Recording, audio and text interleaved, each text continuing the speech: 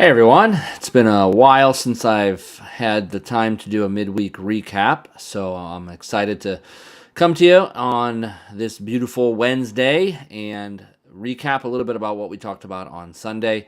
Hopefully you were able to catch the message. If you didn't, you want to go back and watch that because this won't make a whole lot of sense if you haven't watched the message. But let's recap a little bit about what we talked about Sunday. We were in the first part of chapter 4 of James.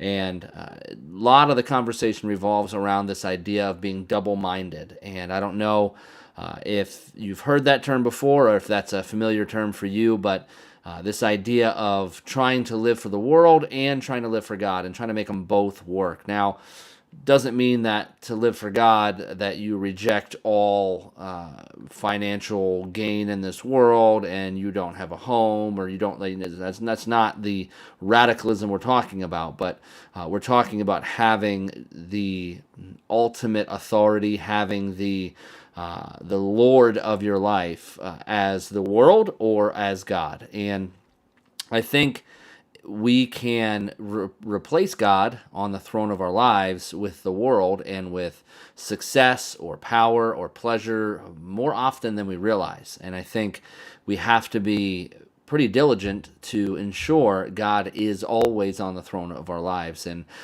that our end goal is always to bring Him honor, to bring Him glory, to live for Him in everything that we do, that He,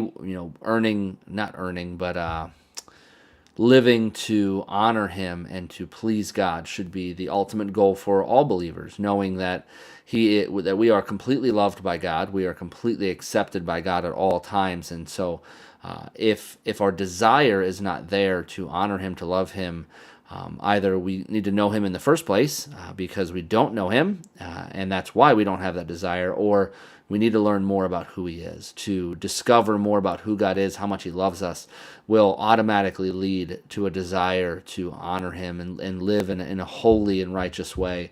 If all we ever focus on are the behaviors and all we ever focus on is where our money's going or how much time we're spending in things, we're going to miss so much of what God has for us and wants for us.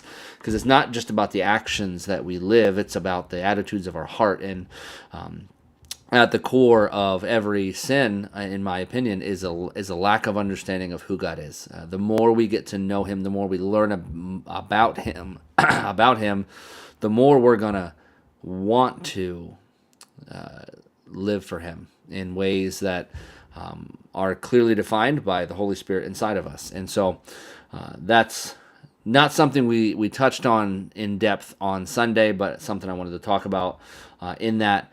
There were a lot of questions we had from Sunday's message. It led me to a lot of questions, and I hope it led you to a lot of questions in your life, asking yourself some questions. One of the first things I feel like it comes out of the message is wondering, what do we not have because we're not asking? What are we just hoping for, but we're not praying for? What are we not living in expectation of? I don't know about you, but I have family members who don't know Jesus, and that is a constant prayer of mine, to see them know Him and have a relationship with Him. And I'll be the first to admit, sometimes that wanes. Sometimes that's not the highest priority for me in my prayer times. It's not something, it has been something I've forgotten at times or got away from because I'm not seeing progress in that area. I'm not seeing anything happen, nothing earth-shattering's going on, and so I can kind of drop that. And so it was a reminder for me that I need to always make sure that I'm asking for the things that are near and dear to my heart. And we also have to ask ourselves, what are we asking for? Is it so His kingdom can be advanced, or is it so our kingdom can be either advanced or made more comfortable?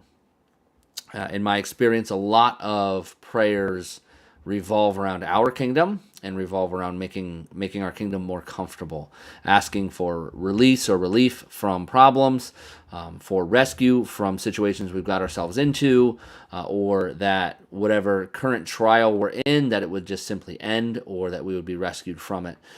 And I believe as Christians, we should be more focused on kingdom-oriented prayers. If you join us for corporate prayer.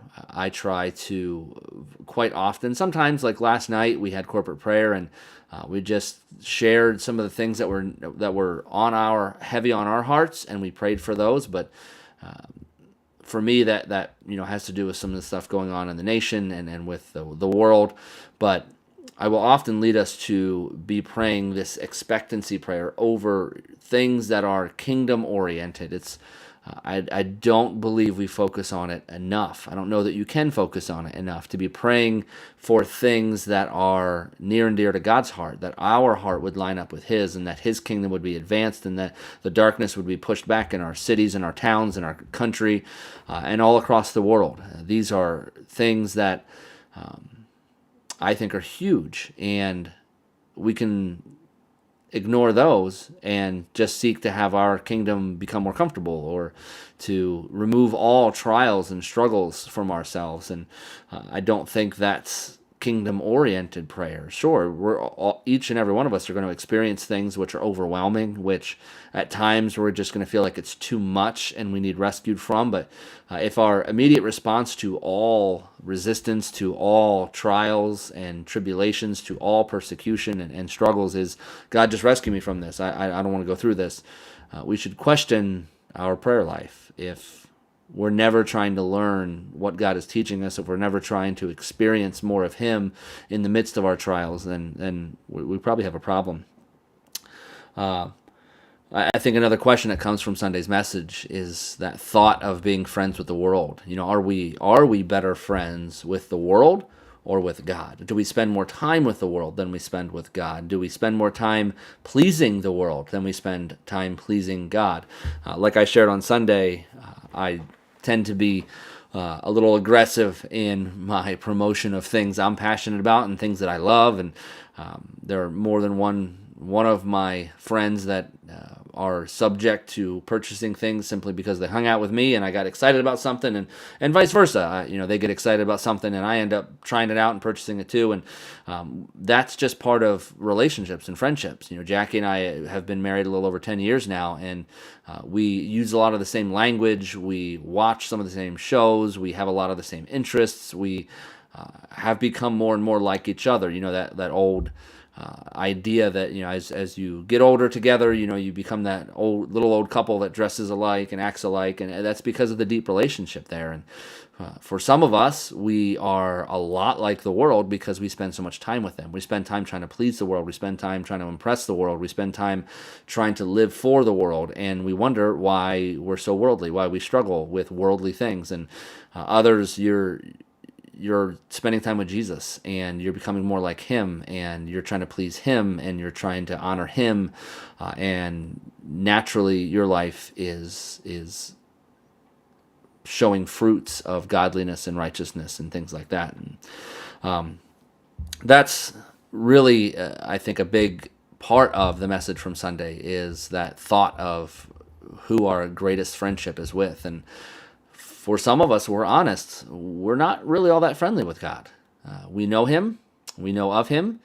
We give Him half an hour to an hour of our time on Sunday mornings, an hour and a half if the pastor talks really long. And that's about the extent of it. Every now and then, maybe we pick up our Bibles and we leaf through it and read something, but we're not really close friends with God. We have a lot of nice toys. We have a lot of fancy things in our life. We like to go out to eat. We buy things. We go on vacations. We do a lot of worldly things, and we're really good friends with the world, but maybe not so much with God. And that should bother us as believers. That should worry us if that is true of us. Not saying that going on vacations and having fun and spending money is all worldly, but if that is what brings us fulfillment in life, then we have a problem. That's not good. I did kind of skip over my brain's telling me now that I kind of skipped the beginning of this part, and I don't write a whole lot of notes for these, so sometimes I'm going to bounce around a little bit, but definitely wanted to talk about the beginning of chapter 4 and how it starts off with these wars and the passions that we have, and how we can fight over seemingly insignificant things. And one of the questions I didn't ask on Sunday, but I would ask you in this midweek recap to think about and process is, what has been the greatest conflict you've had in the church, or maybe the greatest frustration you've had, or the greatest problem with the leadership or with the direction of a church. Maybe you've left churches in the past. Was it over kingdom-focused, kingdom-oriented things? Or was it a preference that you try to make a kingdom-oriented thing, like, oh, they didn't sing enough of this type of song, and I believe that these songs are holier, so they should be singing those songs. And that's not really a kingdom-oriented problem. That's a preference thing. But were the greatest struggles, the greatest wars that you were a part of, were they kingdom-focused problems or concepts, or were they more preference-oriented? And if they were more preference-oriented, how are you adjusting your heart to be more kingdom-oriented in the things that you're willing to fight about and go to war on personally? The last thing I had for us in the midweek recap here is one of the things I encouraged you toward on Sunday was to come up with one thing that you can do this week to draw near to God and to purify your heart. I hope you identified something. I hope you thought of something. And so my question for you is, what is that thing that you determined, hey, this is the way that I'm going to draw nearer to God this week? And have you done it? Have you implemented that thought, that idea, whether it was a once a week thing maybe, or a once a day thing? Maybe you're going to start reading your Bible more. You're going to jump on the Bible in a year plan and start reading that with us. Whatever that thing was, you're going to worship some more, spend time outdoors with God, speaking to God. I encourage you, if you haven't done it yet, don't let that slide.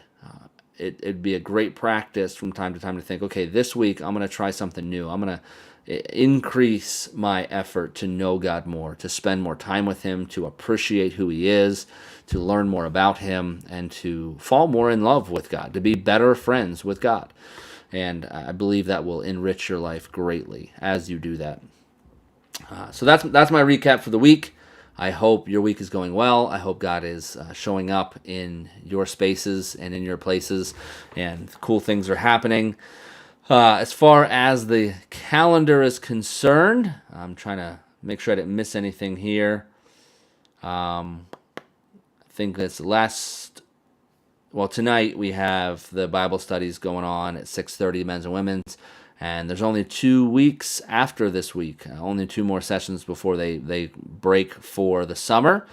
Other than that, we have our Mother's Day dinner coming up next Saturday, the 11th. So I encourage you to join us for that. Guys, don't forget, if any of you are available on Friday night, the 10th, or on the 11th to help with setup and getting things prepared to make the absolute best evening for our ladies, that would be much appreciated. Reach out to us, text me, call the church office, email us, let us know if that's something you have an interest in or you have questions about. Please just reach out to us, and we'll seek to answer those questions as best we possibly can. But other than that, it's Cinco de Mayo on Sunday. I have no idea what that means. I just see it on the calendar. I don't know my Spanish history, so other than it's the 5th of May. Yay! I don't know why we celebrate that. But Mother's Day coming up on the 12th. So guys, if you haven't thought of anything, now's the time. 2-day shipping ain't what it used to be. So I would encourage you to bless your wives in whatever way God moves you to do that.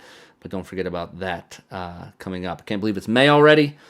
It is too hot of a day for me. I would rather it be snowing outside than be 80 degrees, but I don't always get my way. But God bless you all. Hope you have a great week. Hope that God shows up for you in many ways and blesses you with His presence this week. And I hope to see you Sunday, 10:30 a.m. Huge changes in the church. I think it's the facelift is pretty much done. It's looking like it'll be completely finished by Sunday, and so that's exciting to see some of that newness in our sanctuary. So hope to see you there, 10:30 a.m. If not, you can always catch us here online, but we'd love to see your face in person. God bless you. Have a great week.